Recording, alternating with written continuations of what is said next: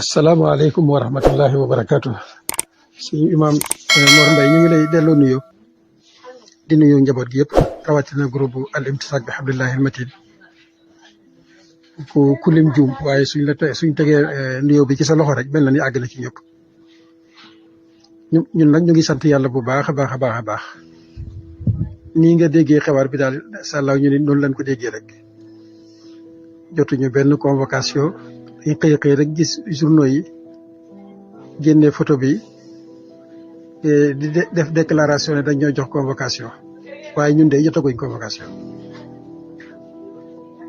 lu ni mel nag ay rumeur yu ni mel defoon nañ ko fi ca gannaaw waaye nit ñoo xam ne ñoom am nañ sañ-sañ ñu xëy ñëw bett la dal ci sa kaw te amuñ ca benn wergoñ bu leen jombale dara mën nañ lu ne waaye man daal wax dëgg yàlla ba fii may wax ak yow nii di la tontu awma benn élément bu may wan ne ma loolu am na. yëg naa nag ne xale ya nga xam dañ leen a jàppoon ñu matoon fukki xale te defoon appel ñoom woo nañ leen loolu moom yëg naa ko ci benn yëgle boo xam ne Pape Ndiaye def na ko ci Walfadjri waaye man ak sama bopp de benn élément jotuma ko. ànd ak nag jamtalu ne ñoom moom mën nañ lu ne ñoom waaw lu ne mën nañ ko ñu ngi jërëjëfal mbokk yi yëpp nag gis naan dem ba tey moom noppalu ñu wax dëgg yàlla ci woote beeg réseaux sociaux yi partout foo dugg rek da nga ko fekk loolu yëpp li muy yittewoo mooy maanaam li muy wane mooy yittewoo goo xam ne jullit ñu yittewoo nañ ko seen mbokki jullit loolu nag ak ñor la ak niveau boo xam ne bu ca aw askan àggee sant yàlla gu rëy rëy la. te wax dëgg yàlla réaction yi bàyyi ko na fu ne nag fu ne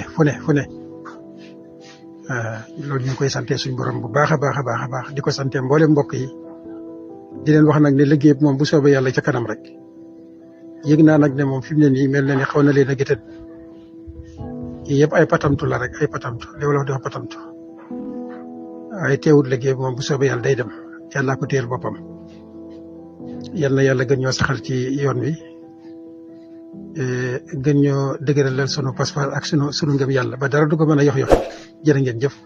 maa ngi nuyu ñëpp di sant ñëpp asalaamaaleykum wa rahmatullahi wa barakaatu jërëjëf bay mën nga ko jot li groupe bi incha allah. الله الله الله الله يا مولانا. mbokki Sénégal ak diaspora bi asalaamaaleykum Serigne Omar Fall waaw Serigne Omar Fall di ku yàlla baaxal mu géeju lool ci wàllu asraar ak ñaan moo xam kurus ba ci wàllu bind di joxe ay sangat yu yéeme lool moom Serigne Omar Fall yow mi bëgg sixaara jokkool ak Serigne Omar Fall yow mi bëgg cangat ci wàllu ubbeeku ak muslaay ba ci protection bayri ak cat ba ci yow mi am faru rab jigéen bu bëgg borom kër mu jafe ko lool ba ci góor gi bëgg soxna mu të ko lool gaaw leen seeti Serigne Omar Fall ba ci ki bëgg tukki te am jafe-jafe ba ci yow mi lijjanti wàllum këyit kiy wut liggéey mu jafe ko ba ci yow mi am tawat bu la jaaxal lool ki am aaju bëgg ku ko ñaanal wala ku la defal xalwa gaawal jokkoo ak Serigne Omar Fall ba ci wàllu gàllaaj am na ay gàllaaj yu àdduna bi yépp di wër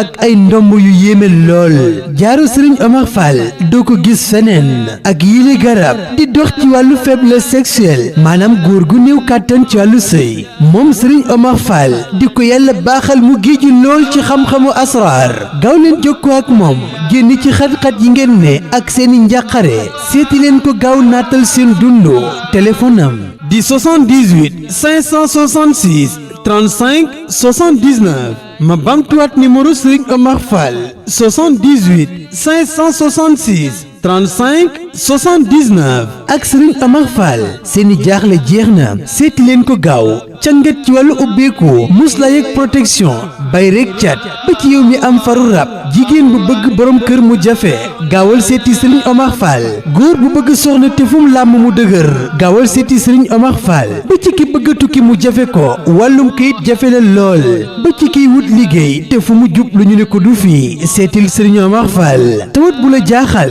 yow mi bëgg ku la dugal xalwa gàllaaj ndombo ba ci jaaro ci Serigne Omar Fall lam ci yor doo ko gis fenn ma baamtu ko numéro mooy 78 566 35 79 Serigne Omar Fall seeni njàqare jeex na.